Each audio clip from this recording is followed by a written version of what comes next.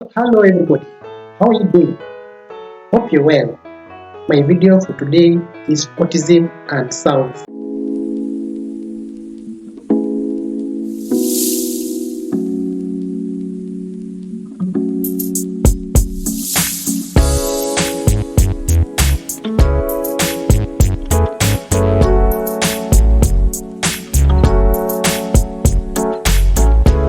Hello people, how are you doing? Hope you're well. My video for today is autism and sounds. Yes, autism and sounds.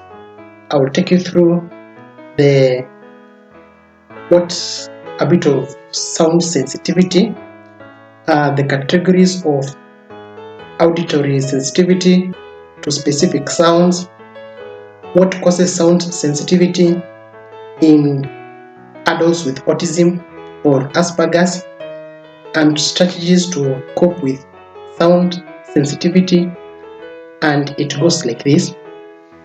I mentioned in my previous video, that is autism and anxiety, that people with autism, they're not used to some certain sounds, and I mentioned it a bit, but this one I'll give you the meat of how people with autism are not able to cope with some certain sounds. And one of the characteristics of Asperger's syndrome or autism in adults is hyper and hyposensitivity to sound. So people with autism, they find it difficult to adapt to some certain sounds, and when a certain sound is there, they become hyperactive, they become hypersensitive, or hyposensitive. And some people find sound sensitivity to be more for people for a problem than other difficulties. For example, socializing, communicating with others, and managing work. So people with autism really find it hard to adjust to some certain sounds, because some certain sounds trigger the emotions. And I'll take you through the categories of auditory sensitivity to specific sounds, and it goes like this. Number one is sudden, unexpected, and unwelcomed noises. For example, crying, a crying baby, a car with screechy brakes, a dog barking, telephone ringing. So people with autism, then some of them are not used to this kind of sounds. For example, when a baby cries, they find it hard to, they don't like that sound. They find those sounds irritating to their ears. And for example, a car with screechy brakes,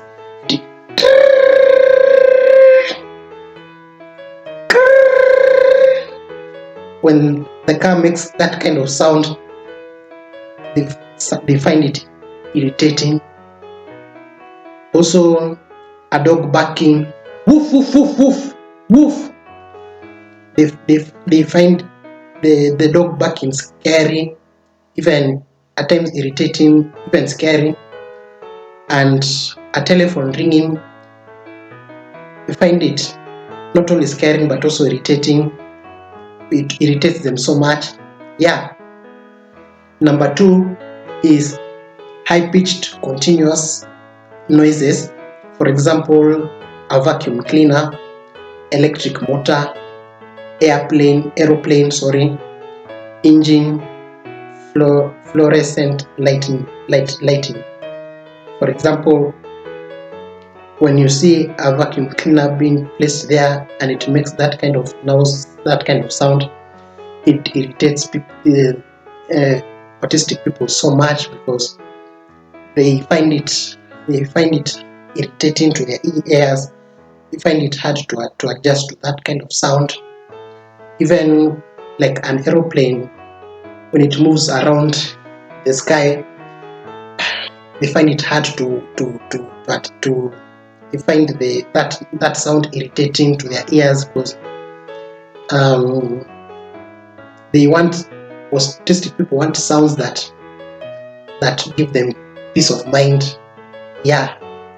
Number 3 is confusing, complex, or multiple sounds. For example, the department store, whereby people, especially when boxes are being moved here and there, they find it hard to adjust to those kind of sounds. It irritates them. It makes them feel scared. For example, or crowded rooms, whereby find that rooms are so crowded, people making noise. Find that people with autism cannot have a conversation. They can't have peace of mind because the crowds are so they're so noisy, and they find it hard to adjust to crowds that are noisy. Even airport terminal or a busy city street. For example, when cars are making noises, beep beep beep beep beep beep, they don't like the horns of those cars that are making those noises, especially those living with autism. Yeah, and I'll take you through the question: what causes sound sensitivity in adults with autism or Asperger's? And it goes like this. 1 is a problem of association, meaning that a specific sound occurred early in one's life at the same time as a negative emotional reaction. For example, anger, sadness, or fear. So people with autism, they're not used to those kind of sounds because it triggers their emotions negatively. It makes some of them to have fear. It makes them to have anger. They become so irritated. They even become sad because they don't like those kind of sounds. Yeah. Number 2 is Asperger's interferes with the proper function of the nervous system, causing one's brain to misinterpret auditory information. For example, loudness, the tone, even the pitch. For example, someone who has autism, they're not able to interpret the sounds that are there in their surroundings.